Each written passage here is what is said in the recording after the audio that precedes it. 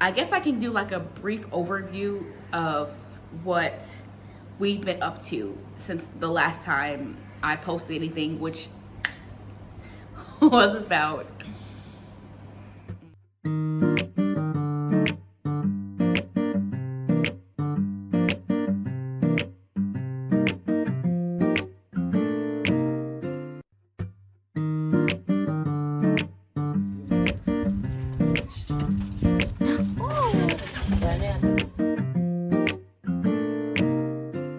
I know.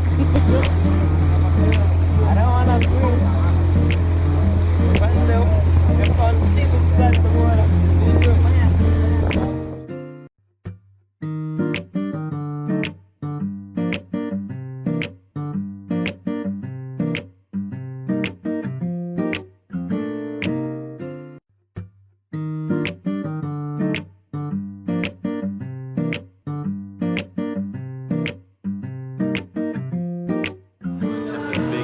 Big salmon. You can do it.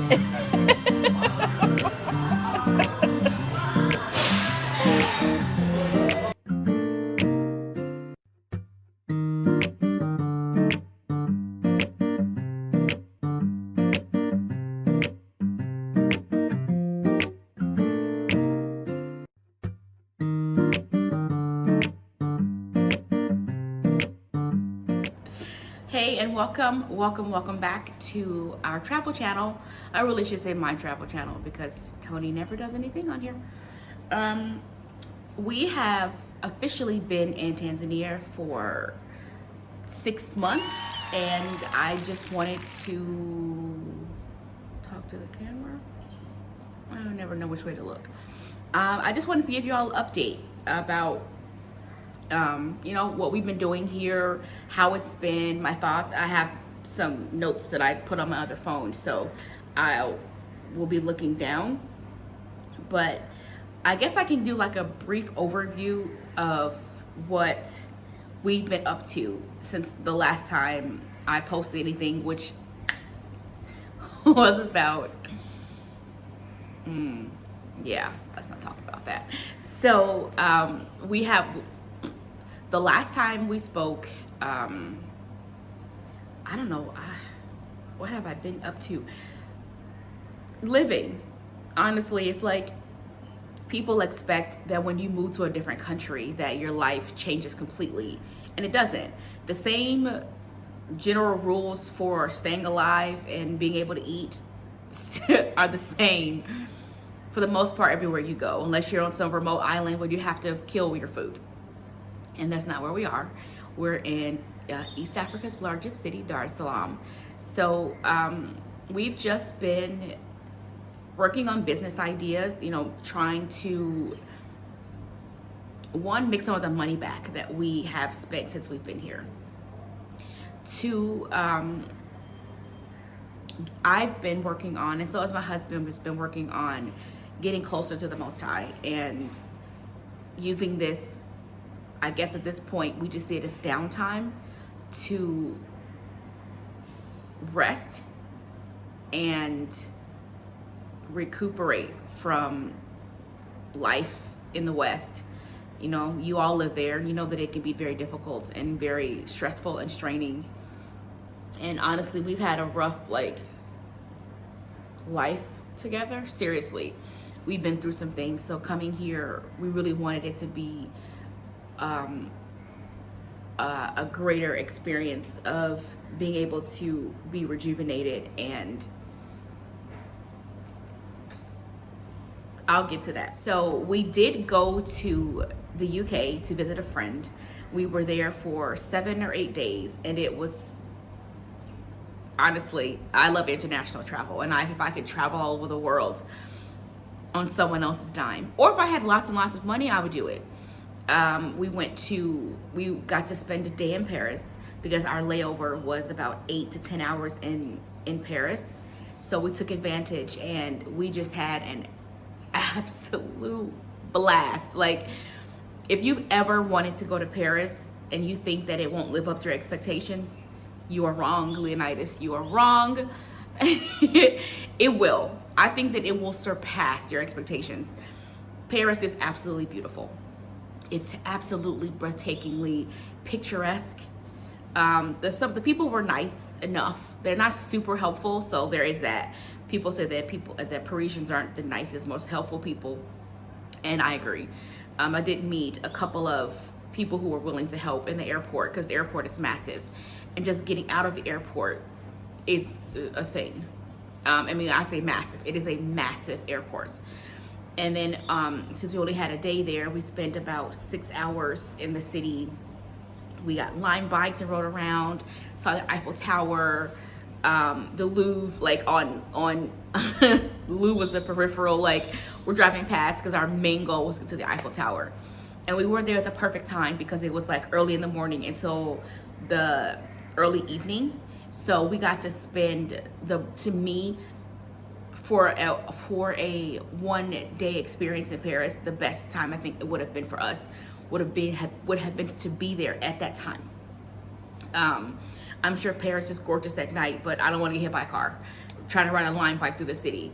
And again, it was breathtaking, and the Eiffel Tower is ginormous. And so our goal, our plan was to go into London. So like I said, we had a layover in Paris. And then after the day of being in Paris, we would go into London, and we spent the rest of our time there. And if I had to leave Tanzania and I had the choice to go back to the US or to London, I would go to London. I loved it there. I felt so at home, even though I can say that the bus system London is a lot bigger than I thought. A lot bigger than I thought. While the UK is not very large, London is a very large city.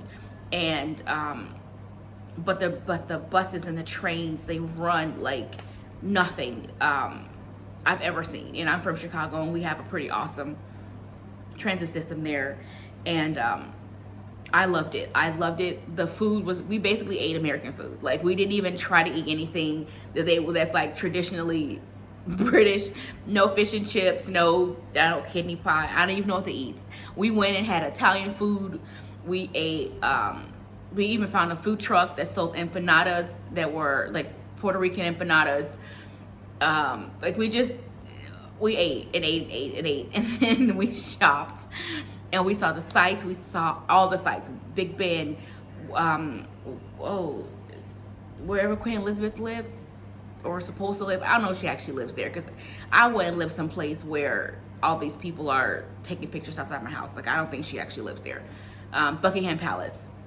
There's a beautiful park there named Hyde Park, which is right around Buckingham Palace. I got to meet up with a friend that I had actually only met online, and I got to surprise her and met her family, and it was a blast. You know, I'm sure living in a town or in a city is not the same as visiting, but I did like the similarities that were like the U.S., and I also like the differences that were not like the U.S. So I enjoyed myself, and I wish I could have spent a month there. I wish we could have split our time with like maybe a month in Paris and a month in London, or just if I could pick up and leave and spend 6 months in the UK, I would. It's very expensive there, especially compared to coming from Tanzania. Now, in the US, it's not that big of a difference. If you live there and you go to London, it's not a huge difference for your pockets. But things work differently there, obviously. Like, where you could go to most cities in the US during the week, and the hotel rooms would be cheaper. It's the opposite in London, because a lot of people don't live in the city. They live further out, and they come into the city for the week and they stay in hotels. So the hotel rooms are hard to come by, and they're expensive. They're expensive during the week. So the weekend, the hotels are less expensive. We were fortunate enough not to have to pay for a hotel. It really was the grace of the Most High, because if we had to pay for a hotel, we probably would have stayed for 3 days. Like, the hotels are crazy expensive. We actually met a Tanzanian national, I think as they call them, who she moved to London, I think in the 80s, raised her children there, got married, and gave up her citizenship. So now she's a citizen of England. But we met her while we were staying in a shared Airbnb while she was visiting family. So she allowed us to stay in her home for a week. And that saved us a ton of money. Some of the best parts about going into the UK and surprising things were all the stores we could go to. Like there's not a whole, you can shop here in Tanzania, but it's not the same at all as it is when you're in the US. I can't speak to other parts of Africa, but I'm used to being able to buy certain kinds of things, eat things that are easier to find. They're not easy to find here. Many things that you would hope to find here, you probably won't. And there are things that you'll find here that you would never think that you would, and they'll cost you an arm and a leg and a kidney, like Skittles and peanut M&Ms. Like they're crazy expensive because they're imported from the UK. But it's like it's imported from the UK, but it's an American brand candy company, so they have different flavors, stuff like that. I did want to talk about, like I said, what's next. It's kind of up in the air because we came in on a tourist visa, which allows you to be here for a year from the day that you arrived, to the following year, which is what a year is. And you have to leave. And I think only American citizens have to do this, and I don't understand why. I think that it is unbelievably unfair, and I have a huge issue with that. But we have to leave the country every 90 days, every 3 months, like clockwork. We're not allowed to be here just for a year straight. I don't know why. I have no idea why. That is a stipulation that is only for Americans, and maybe it's something the US did. You know, I'm all over here all, pissy at Tanzania for making this rule, but it could very much be something they worked out with the US, and we know how much they suck. So now I'm going to look into that and see why that is and why it only appears to be something that we have to do. But I could be wrong. If you are from somewhere else, if you are from, from the UK and you're watching this, or India or whatever, Spain, anywhere else that's not the US, and you're here on a 1-year tourist visa, let me know. If you had to pay $100 USD, I guess that's what dollars are, $100, and if you're allowed to be here for a full year, and if so, do you have to leave every 90 days, which gets extremely expensive, and it's hazardous. They give you a hard time at the borders, either going into Kenya or if you go to Rwanda. Technically, from what I've heard from immigration, you are supposed to go back to they ideally they want you to go back to the country of origin, which where you came from, and then come back in. Yeah, that's very expensive and unreasonable. Then why give us a 1-year visa if you want us to fly back to the US? It makes no sense. So my husband actually is right now actively, he built this really cool walk up drive-through. I don't know, walk through, where we're going to be serving the masses Americanized food. Yes, I still want to eat food from Babylon. I still want to eat food from the US because it's good. The food here is not really to my liking. You can find things, and you can make things that you're used to, but you're gonna have to hunt for it. I don't mean hunt for the meat, but like the ingredients, they're quite hard to find. So we're basically working on a plan right now to see, what we can do to make money in order to get a business license in order to stay here, if that's what we want. So we have, at this point, a little less than 6 months before we actually have to leave the country for good, and a little less than a month. Yeah, a little less than a month before we have to exit the country again for another 90 days. Exit the country so that we can come back to the country and get another 90 days here. I'm sure you can tell by the faces that I'm making that I'm irritated. Like, irritated by that. So I'm gonna move on to my feelings about Dar. They are mixed. Honestly, at this point, it's more bad than good. It's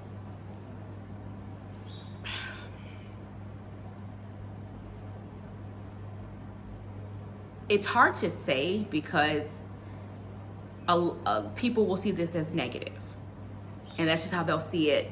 And it'll normally be people who have literally never been here, and have no idea what it's like to actually be here.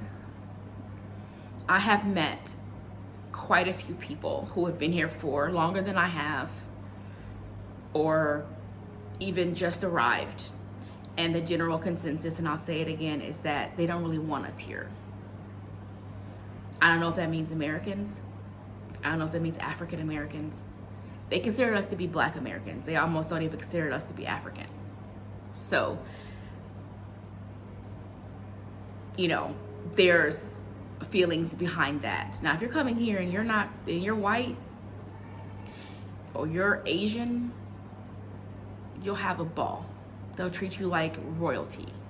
But the rest of us get treated like criminals. In the sense of, I'm pretty certain we're being watched.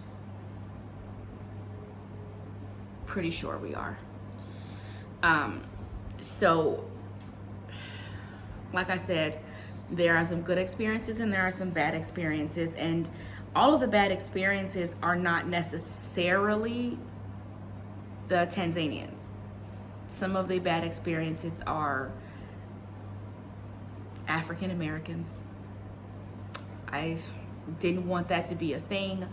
I thought that if you were going to leave the US, I figured that, that there would be some sort of coming together once we got here.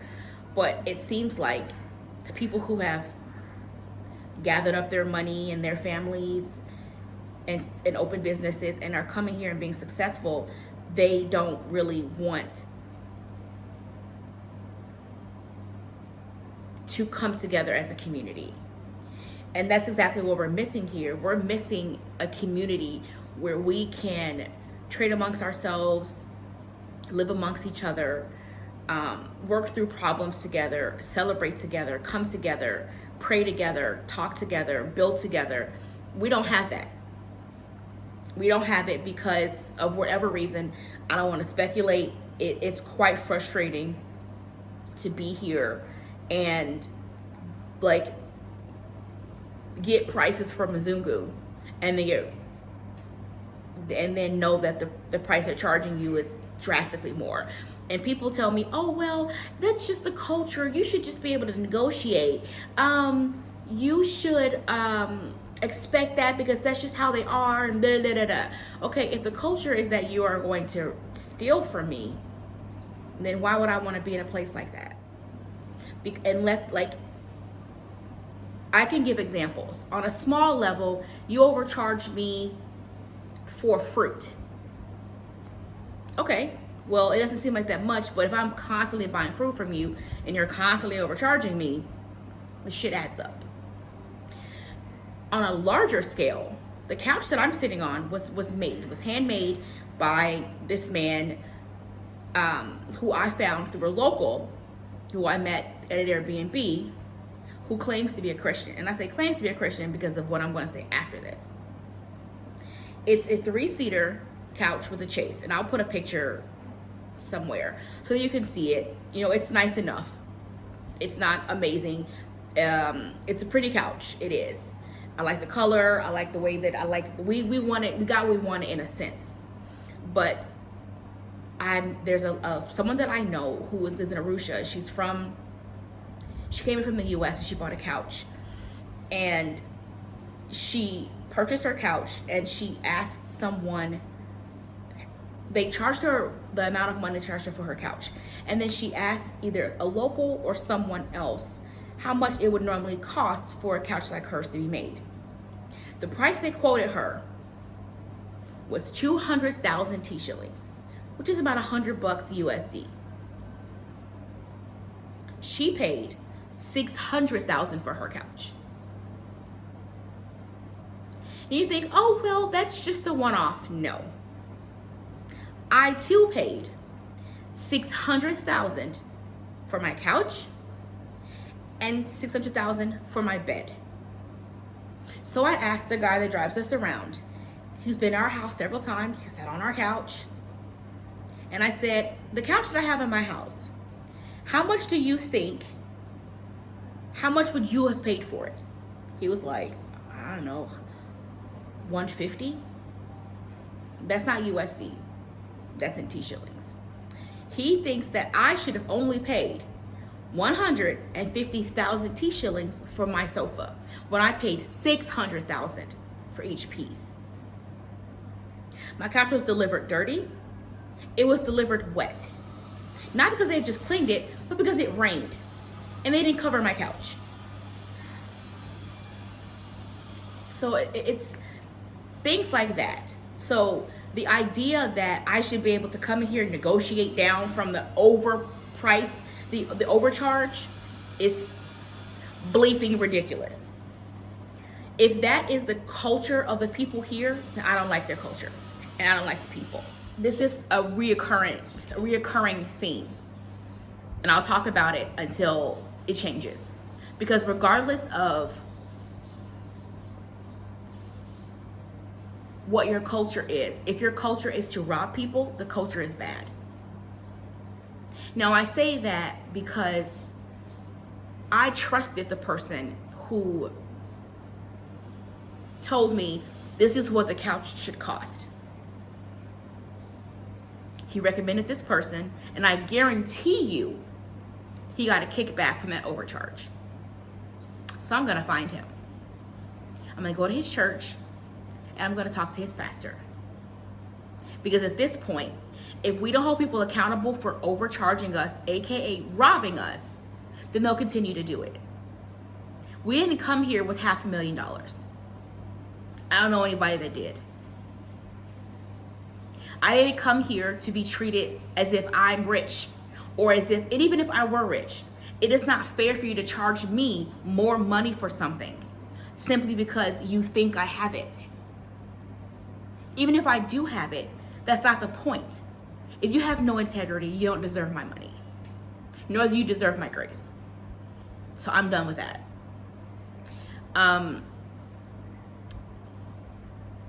Again, I can say there are good experiences, but right now, the best experiences that I'm having are the weather, birds, nature, things that people here can't actually control. The amazing ocean, how far out the tide goes is awesome. My good experiences are not anywhere near my poor experiences. Anywhere near. So that is my cross to bear. And if you have a problem with that, I don't give a shit. I really don't. If you've come here and you've had the best time of your life, or you haven't been overcharged, one, you're lying because you've been overcharged. And two, if you have a problem with what I'm saying, feel free to write in an email and send it to whoever gives it, whatever, because I don't. There is something that if you're going to come here, I did want to talk about that, like how to visit DAR, and then a little bit on how to start a business here. If you say you've been here and you want to come back and start a business, I'll talk a little bit about what I read online, and I'll also direct you to the website that I've used to get more information. And it's really clear. I don't know why I didn't, that for whatever reason, I guess I couldn't access that information before I got here. But now that I'm here, I'm able to look on this website just fine. So if you know you're just going to visit, you're not planning on coming here for longer than a year, longer than 90 days, because really you can see a lot of what you want to see in 90 days if you plan it out correctly. And you can get the the feel for the culture, honestly, as soon as you land, because they're going to try to drip you. They're going to try to screw you over at the airport with the taxi. So, or before you even get to that, before when you go through customs, they're going to try to get you to pay for things that you've purchased already in your country and brought into theirs, even if you're here on a visa as a visitor. Speaking from experience, not speculation. Take a deep breath. I digress. As a US citizen, if you want to come here for 1 year, you would get a 1-year multi-entry visa. That is $100. You can apply online or you can get it when you land. What that 1-year visa entails is you get to be in this country for 365 days, but not consecutively. Your visa does not expire for a year, I should put it like that. So you're allowed to hop in and out of Tanzania for a year on this visa. But you must leave the country every 3 months / 90 days. According to the guide immigration, you technically should go back to the country that you came from. Or as we did, went to another country, went on vacation, and then came back. We did a legit vacation when we were gone for a week. If you have an inkling that you want to come to Tanzania and start a business, I suggest that you get a business visa. Even if you, I would suggest that. And the reason for that is, if you come in here on a tourist visa, and after 6 months, 9 months, 3 months, 3 days, you realize, I have the perfect business I want to open here, it's going to be successful, I want to do this, you're going to have to change your tourist visa over to a business visa, and it will cost you $600 to get what they call a special pass. It's basically a penalty. That's really it. It's a penalty. Whenever you change your visa type, you are penalized. $600, and that's USD. In T shillings, that's about 1.2 million. So if you think at all that you're going to want to stay here and start a business, just come in on a business visa. And I'm pretty certain the business visa is only for 6 months. So think fast. Really. Because it takes some time to get settled here. It really does. If you are gonna come here and rent a house or an apartment or stay in an Airbnb, it takes some time to get settled because you have to get your bearings. And if you're coming in here with no contacts on the ground, it's even more difficult to, like we did. We came in with no contacts on the ground. We had no help, no one to call when we got here. It was just us flapping around in the wind, hoping that we would get some decent people to help us out. And we met some. We met one decent person, and of all the people we met, literally just one.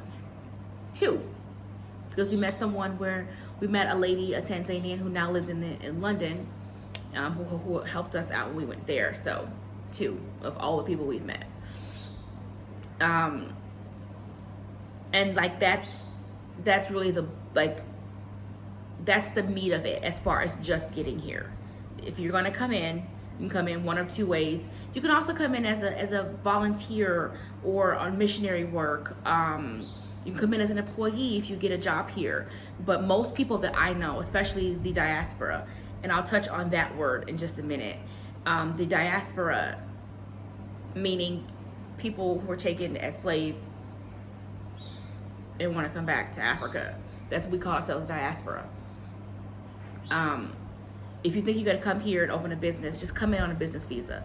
Yes, it costs you more, and yes, you have less time, but in the long run, if you actually open that business, even under a different kind of like a permit, of a Class A permit or Class C permit, you're gonna be penalized 600 big ones in order to change your visa over. And that's money that you could essentially use to survive here. or to open your business, because it's not inexpensive. You know, it's not as expensive as it may be in some other places, but it can run you a good 10 grand just to get just the legal part of opening a business here. So, as always, if you have any questions, feel free to reach out to me. I will put my email probably under here, and I'll also put it in the description. So you can reach out to me, or you can reach out to me even on Facebook, Messenger, and I'll be happy to answer questions to the best of my ability.